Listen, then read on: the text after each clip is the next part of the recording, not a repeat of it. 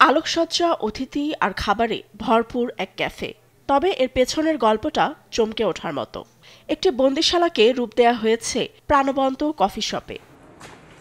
সিরিয়ার ক্ষমতাচ্যুত সাবেক প্রেসিডেন্ট বাশার আল আসাদ তার শাসনামলে অসংখ্য গোপন বন্দিশালা তৈরি করে, যেখানে আটককৃতদের উপর চলত অমানবিক নির্যাতন, যার সাক্ষী বন্দিশালার চার দেয়াল।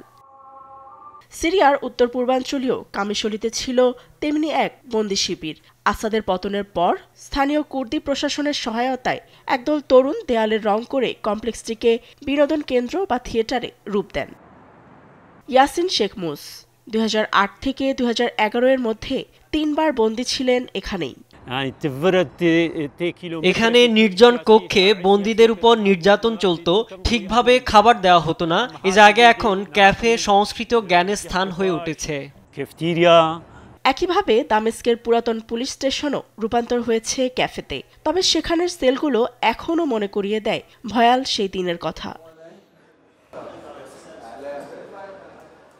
সময় বদলেছে, স্থানটি কফি হাতে আড্ডার আসরে পরিণত হয়েছে।